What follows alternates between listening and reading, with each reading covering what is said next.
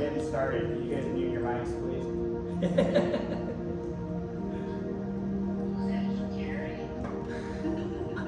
That's Terry.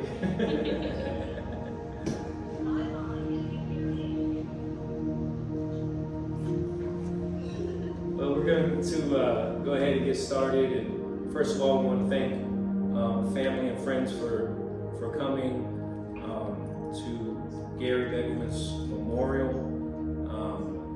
My name is Eddie, and I'm chaplain with Mountain View Hospice, and I have the privilege of serving Gary and spending quite a bit of time with him. And so I just want to say that it's an honor for me to be able to do this on behalf of his family. I considered Gary a friend. We hit it off right away. I think that initially he thought I was, some weird religious guy or whatever, and we realized that we had a lot in common, and so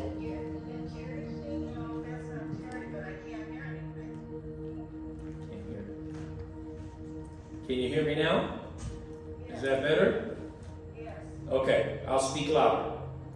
So we're here to memorialize Gary Allen Begleman, who was born November 7th, 1948. He was adopted at 3 years old by his mother Rose and father Robert Begleman, who raised him in the Jewish faith, and he was bar mitzvahed at 13. I'm going to let Sharon share more about his background and his family.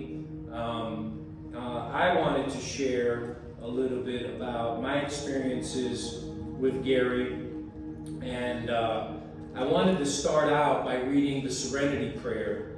As we're here, this facility is called the City of Refuge, and right next to us we have a recovery home for men. And one of the things that really connected me and Gary was the fact that we're both in recovery. I've been clean and sober by the grace of God now for 33 years, and we believe in the God of recovery. And so I just wanted to read this. We have it up for you if we want to read it together. God, grant me the serenity to accept the things that I cannot change, the courage to change the things that I can, and the wisdom to know the difference. Living one day at a time, enjoying one moment at a time, and accepting hardship as the pathway to peace. Is that the same one? Yes. Oh, there's more though. Oh, okay. Okay. It's the Christian version. So now as I would have it, trusting that you will make all things right, and if I surrender to your will, so that I may be reasonably happy in this life and supremely happy with you forever in the next. Amen. So some of the things that Terry and I, or Gary and I, talked about were end-of-life things. Obviously, being on hospice is a supremely sobering experience. And for him, he had expressed to me a lot of regrets in life. And that's a very healthy and wholesome emotion. I think far too many people get to a certain point in their life, and then they just say, well, this is how things are, and there's nothing that I can do about it. But he certainly felt desperately remorseful, especially towards his son and his wife, and his desire was that he could have the time to make things right, though he understood that he wasn't given that time. But we talked about, could God forgive him?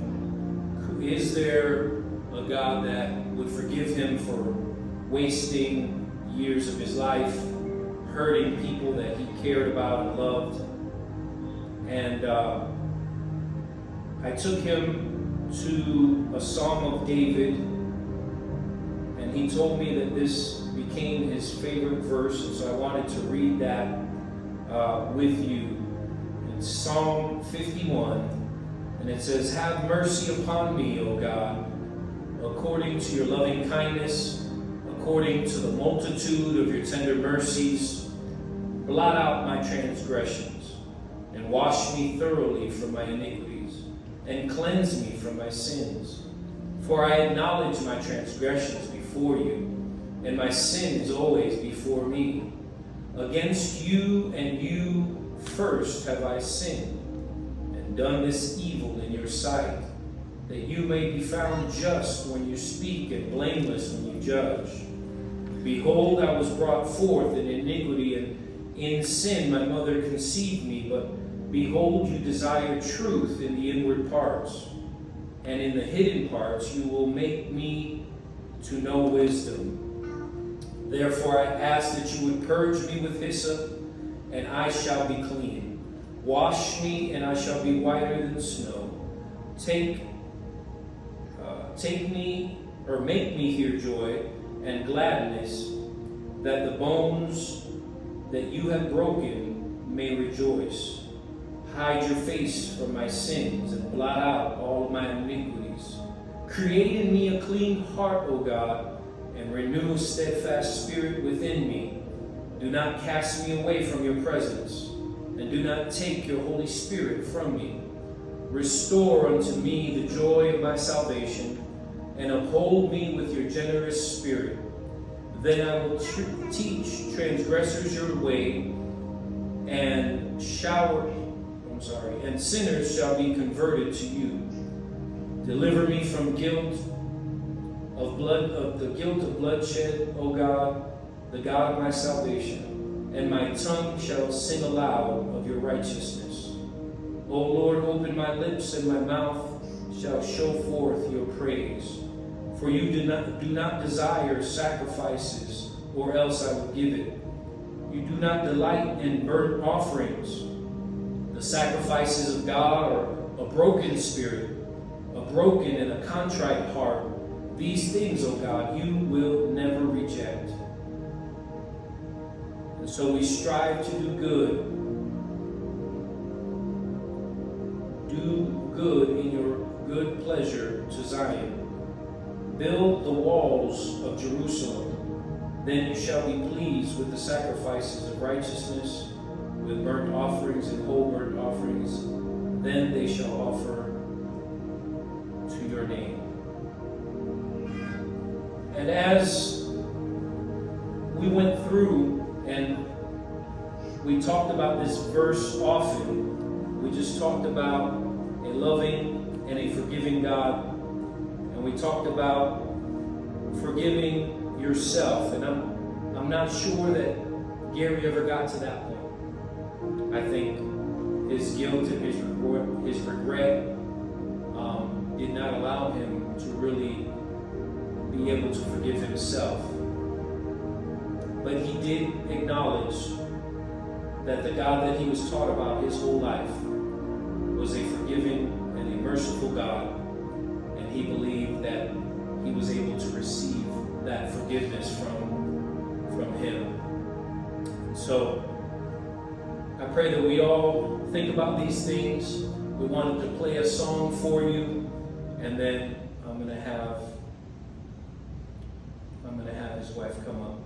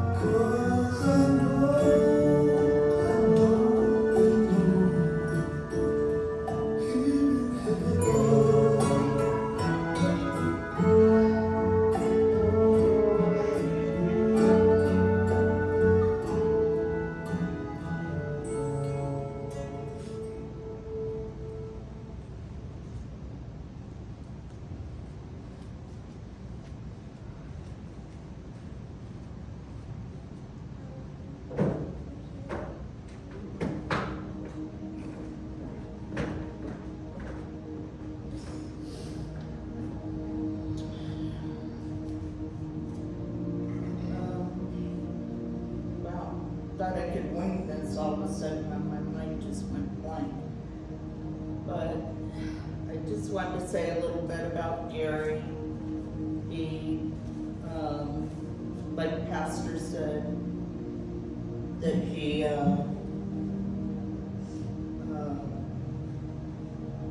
had been brought to California at age 13 from Syracuse, New York. And when he was 8 years old, and his cousins told me he came in with cowboy hat and cowboy boots and was suited up, and everybody was kind of looking at him like, wow, what's this kid about? You know, and he had his little holster with his gun, and they thought, well, he's kind of quirky, but the family, his relatives, learned to love him and embrace him, as quirky as he was. And we got married in 1976. Terry was born in 77. He was the joy of our life, and Gary doted on him. Tried to give him everything that he could. Gary, being an only child, his parents doted on him and lavished him with a nice living, and always, he ended up kind of turning out to be a Hollywood brat, kind of. He did meet a lot of famous people. He went to a lot of different schools. He went to schools with famous people's children, and he was very starstruck about important people. And he said, someday I'd like to be a movie star. I'd like to make billions. And I think at some point in his life, he did make $1 million, but he worked hard. It's funny, his initials are GAB, which I say, you know, sometimes parents name their children and they don't realize that kind of sets the focus for their life, because everybody said, he has a great gift of gab. Well, he started out working with his dad in a beauty supply shop. So he got into the sales, and he really loved it a lot. Later on, he ended up going into construction, but he did the sales part. Didn't want to get his hands dirty, mind you. But he wanted to get in there and, you know, get people to want to repair and do things. He eventually went into insurance companies and did very well in that as a salesman. And he went to the hurricanes and earthquakes and all disasters. And he was so likable that people gravitated towards him. And because of it, he did very well. And he was very fortunate. He got to go all over the world because of the business that he was in, which, had he taken some other job, he may have not been able to afford to do stuff like that. And he thrived in it. And when he came home, he always came home with trinkets for me. I always got jewelry and flowers. Terry always ended up with a new bike or a new car or whatever, because he did do very well, and he was very generous with his money.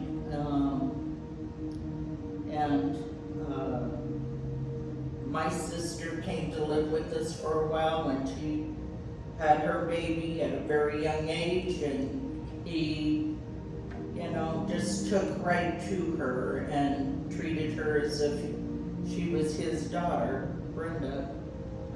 And he had a lot of relatives. He had a lot of my family, and he was just loved by everybody. He really was. He was fun to be around. He made jokes, he would make funny faces, he would act goofy. Terry and I were going through pictures last night, and we said, what the heck is Dad doing in this picture? He's laying there with his legs spread open and a goofy face on, and just, we cracked up. We ended up not going to bed till about 1 o'clock this morning, but it was fun to look back and remember all those times. Gary and I didn't always have it easy in our relationship. We were kind of in and out, remarried twice. But even when we were divorced, we dated. So it was like we never were apart. I was just part of his harem. But, and to this day, he has people that still call and how's Gary doing when he became very ill from his COPD. They would call and ask me, how's he doing? And funny enough, I've become friends with a lot of his ex-girlfriends. Fern and Marlene and Marlene and Sandy, and and it's like he kind of just felt like everybody was family and we should all get along. He never cut the ties with people. He kept them in his life at all times, and people really did enjoy him. And towards the last, he had to be in a nursing home, and he was so lonely.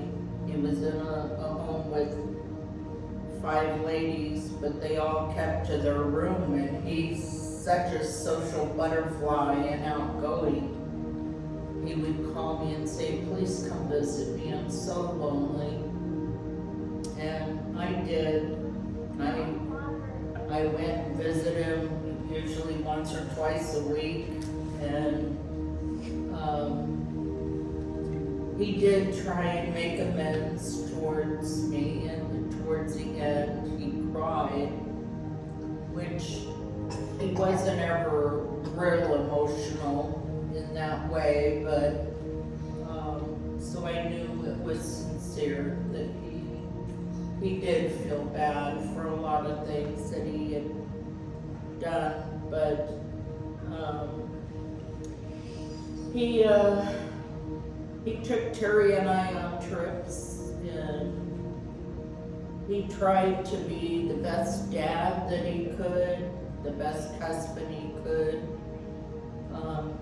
He failed in many ways, but all of us do, and whenever we'd go someplace, he always brought Terry's girlfriends. Last night going through the pictures, it's like, remember this girl, remember that girl. And we always took friends on trips, on our cruises, when we went to Hawaii. and when we went to Laughlin and, wherever, he was so willing to just, yeah, let them all come. And it did make it a lot more fun for us, and Terry being an only child, it was fun for him. And I'm grateful for all the people that were in his life. I think that he had a certain charisma about him that people just genuinely liked him a lot. And I'm sorry to say most of them weren't able to come today because of one situation or another, people's lives. Most of his friends and family were in California. There's a few here in Arizona and had to back out at the last minute for medical reasons or whatever, but one of his ex-girlfriends that he went to high school with and part of, I think, college, she's the one who purchased all of the flowers that you see here, the beautiful flowers, and she wanted to be a part of it, but she was in she does horse race, or horse whatever, jumping, and Gary loved animals, and at one time he had horses himself. And we always had dogs and cats.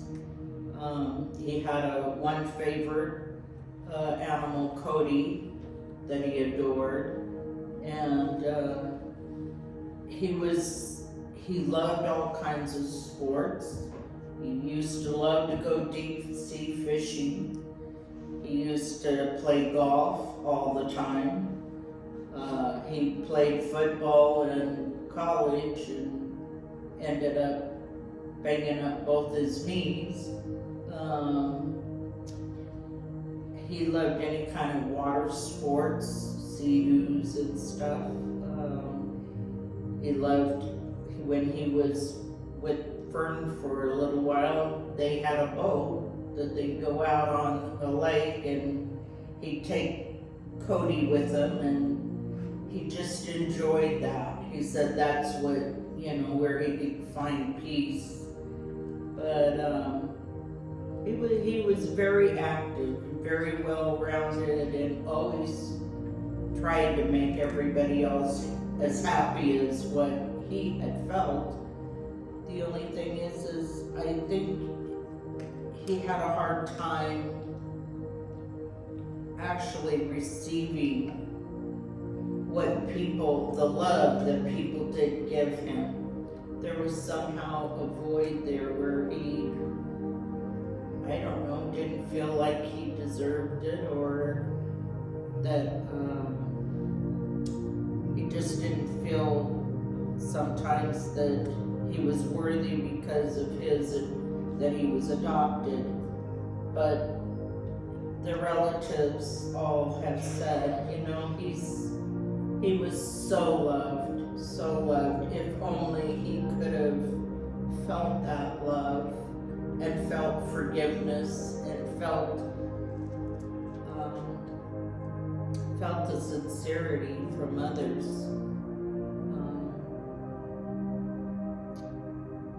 But he's no longer with us, but he will always be in our hearts. And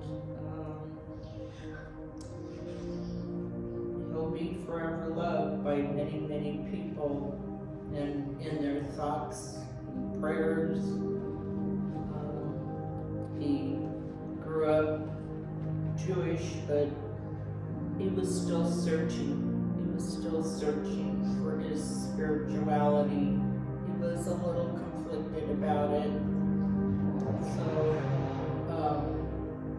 I still believe God always had his hand on Gary and never let him go. And I believe he's with them today.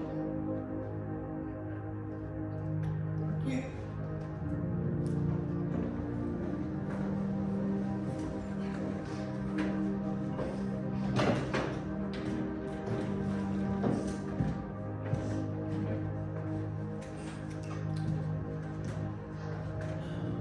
I don't know if anyone else wanted to say anything.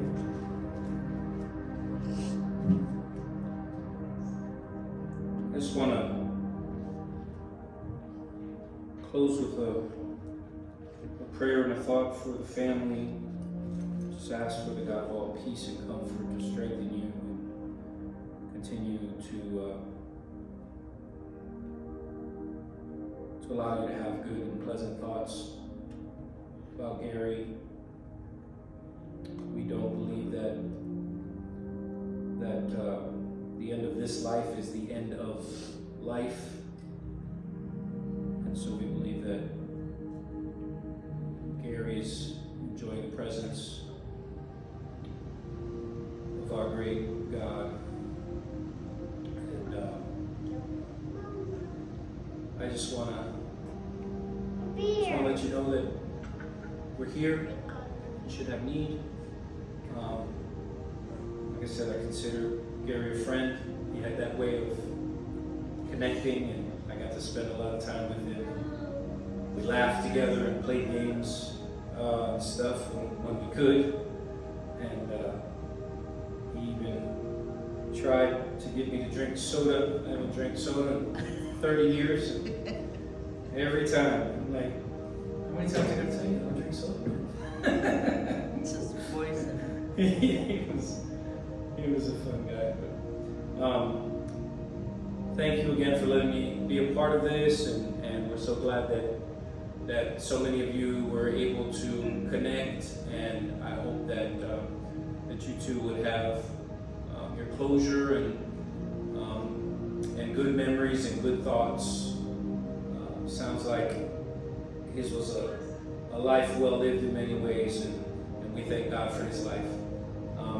And so, with that in mind, we're going to play his favorite song to close this out.